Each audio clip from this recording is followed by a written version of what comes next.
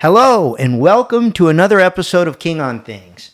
I'm your host, Robert, and today we're going to be doing something a little different today. We're going to be discussing knife laws. So without further ado, let's get into the topic. So I had a video that I had posted. It was an unboxing video. And I know I mentioned sometimes in some of the videos knife laws. So someone did say, hey, you're pretty far off on your knife laws. So before I address this, I want to preface this video, and as you can see in the description, that I in no way want to give anyone the impression that I know the law. I am not an attorney. I am not anyone who has any authority or knowledge who can give you official advice. This is just my interpretation, which shouldn't mean anything to you. You should do your own research and consult with your own legal counsel and advisors. So that disclosure said, let's get into this.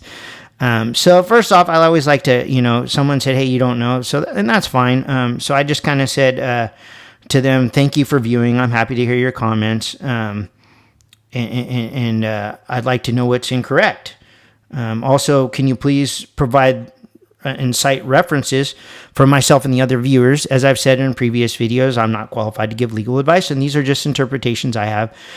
Expertise is always welcome and appreciated. So I also wanted to, I want to refresh everybody's memory if you're new to the channel or you haven't seen my other videos.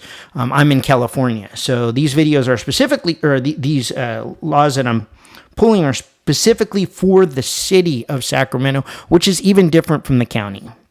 So what I did was I provided the source I had, and basically it goes into, the term 8220, dangerous or deadly weapon, includes but is not limited to any dirk or dagger, any knife with a blade 3 inches or more in length, any snap blade, spring blade or push button knife, so on and so forth. You can go to this. It was actually a Medford Micro Praetorian. So if you're interested in looking further, you can reference that comment section of there. But you can read this whole response with the law and the link to the law.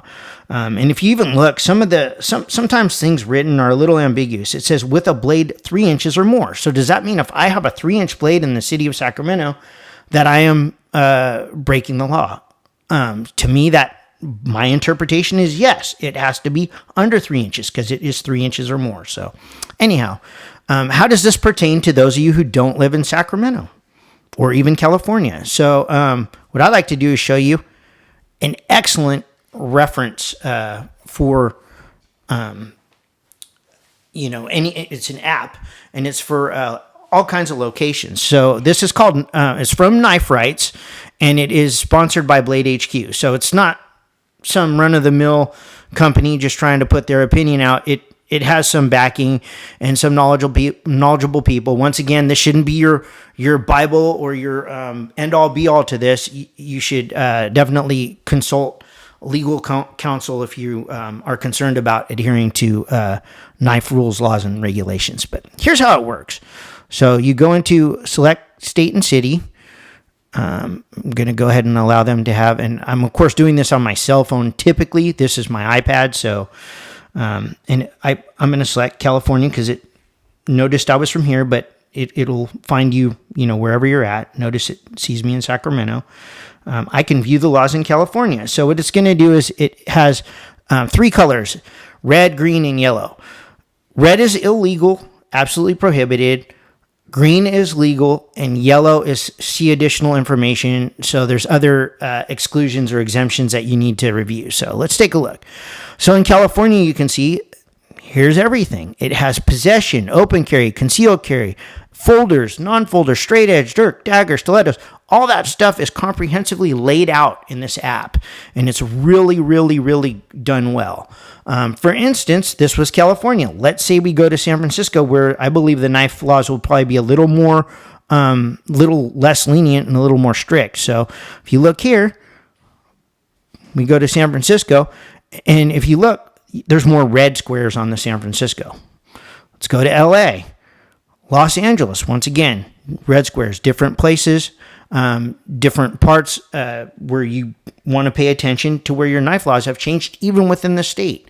And as I alluded to before, I live in the county of Sacramento, and the city of Sacramento has different laws. So you need to be abreast of your laws. So that said, I encourage all of you on here who are knife aficionados who carry EDC knives, take a look at this. Take a look at this app. It's probably a good thing to download. Use it. It'll keep you out of trouble. And, if you want to comply with the law, I've even had a couple of people comment where, why, I don't want to comply with the law. If I'm not doing anything wrong, why should I worry? But see, you're kind of doing something wrong when you're not carrying the right size knife. If an officer somehow sees that you aren't, that could be a problem. Or if you got into some type of an altercation, defensive altercation, and you used a knife that was out of compliance, that would come up in your trial, I'm sure. So it's just trying to adhere and comply to the law to the best of your ability to keep yourself out of trouble. So anyhow, I encourage everybody to take a look at that and, use this app. I'm not sure if it has anything out of the United States. Let's check here. Yeah, it looks like it's kind of set up for knife laws in America. So those of you viewers who are in other countries, make sure you check your local and regional laws so that you're in compliance. But anyway, thank you all for viewing once again, and I hope this video has been informational, but recognize it is not the end-all be-all. And once again, and use your common sense and use your local legal research manuals, whatever however your law is printed. Try to check that. And first and foremost, to ensure the best compliance possible, consult your local law enforcement, consult with your attorney, consult with people who are going to give you the right advice. So anyhow, thank you guys very much for viewing, and I'll talk to you in the next video. Bye.